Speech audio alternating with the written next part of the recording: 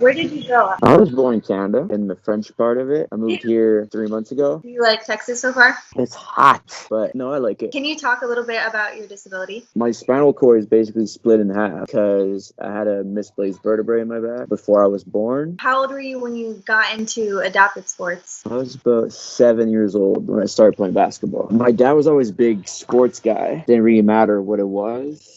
If I was disabled or not, actually, I would have been playing sports no matter what. I had a physio who was really into sports as well, and she wanted me to do something, and she brought me to like a place. It was like one of the special days that they put, and they bring a bunch of sports together. And I tried basketball. Did you like basketball like the most? I think so. I think I tried a lot of other sports, but it wasn't the same as basketball. How did you find out about UTA's wheelchair basketball team? I played, you probably know CJ. So I played CJ at Junior Worlds in 2013. And then there's also one of the girls that comes here. Like she's from Quebec as well. Here, and she's like, "Hey, what are you doing next year?" And I was like, I don't really know. I didn't really know. And then she's like, "Oh, I think UTA is looking for a player. You want me to put your name up there?" Coach messaged me, CJ messaged me, and then we started the process, and that was it. Were there any injuries or challenges when you first started playing? I never got injured. Knock on wood, it's not ever gonna happen. I have like just minor like dislocation fingers and everything like that, but nothing crazy. No, I think it was just like to try to just put the amount of time in that I wanted is a little bit more. I've always wanted to put a lot more work than other people, so like getting gym time was a little bit more tough when I was younger. But it's super easy now because we got a gym 24/7 here, so it's just I can just go whenever I want. How has being a part of the team benefited you mentally and physically? It's gonna be weird because I think that most athletes only want to do their sport, but I think going to school kind of helps a little bit, takes your mind off of basketball. I realized that too much basketball is also not very good because you always think about basketball. I never thought that school would take my mind out of it. I thought I'd just find something else to do, but I think school helped me think about something else other than basketball. And then when I'm playing basketball, I'm actually excited to go because I thought about something other things than just basketball all the time. I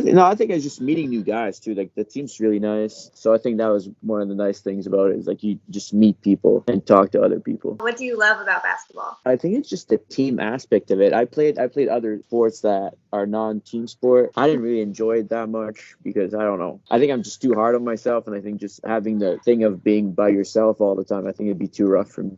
You're just hanging out with a bunch of guys all the time that want to work towards the same goal, which is really good. Has COVID-19 impacted your well-being? I thought it was going to be harder to get here than that actually was because technically the Canada-USA border is closed, but because our prime minister thought that students were essential worker, it was pretty easy for me to get here. But I also know that I'm not experiencing the real Arlington yet just because of COVID. That's what other guys have been telling me, that it's really boring right now because there's nothing to do. But no, I think it's just adapting to different things. Like wearing a mask all the time is annoying as hell. And then getting tested every 3 weeks is not fun either. Looking over your sports experience, what would you say is the biggest lesson you've learned? I think it's just that hard work is going to get you through a lot of stuff. So I think that there's a lot of people that are naturally gifted athletes and basketball players, but most of the normal people are not actually. You need to put the time in, focusing on the good things. I think it helped me a lot, and just like figure out you're gonna have to put the time in if you want to get to where you want to be. This one might be hard because you've only been here for 3 months and like COVID has like shut everything down, but do you feel included on campus at UTA? That's a good question because like it just sounds weird. I know like we had a couple games 3 weeks ago, and then one of my teachers said to the class that if they would come out to our games and watch it, he'd give us 2 extra points to whoever took a picture of it. I think we need to work on that.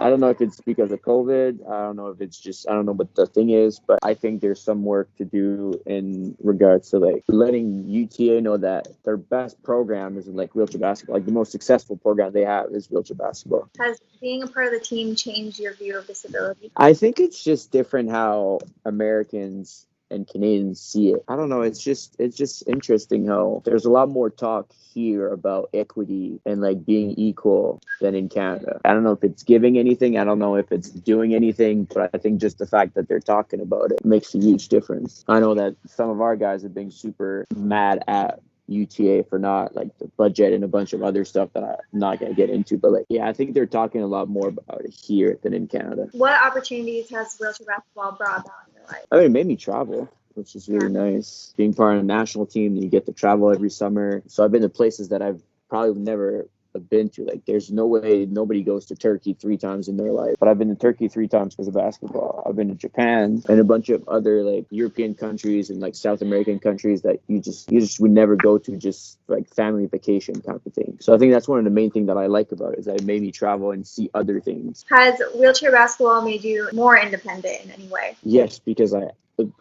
had to be traveling with like provincial team and like national teams, and now with college team, your parents can't follow you around everywhere, so you kind of have to figure it out by yourself. My parents were always a big deal for them to just like that I'm not going to help you kind of thing. It might sound rude, but then now I realize that it's actually a good thing. Where do you see yourself down the road 5 to 10 years from now? In 5 years, I'm going to be about to graduate, hopefully, because I plan to stay here 5 years. And then after that, it's a good question. I have no idea. I don't even know what I'm going to do next week, so that's kind of a hard thing for me. No, I mean, there's obviously like just the playing the national team and then going to play in Europe kind of thing.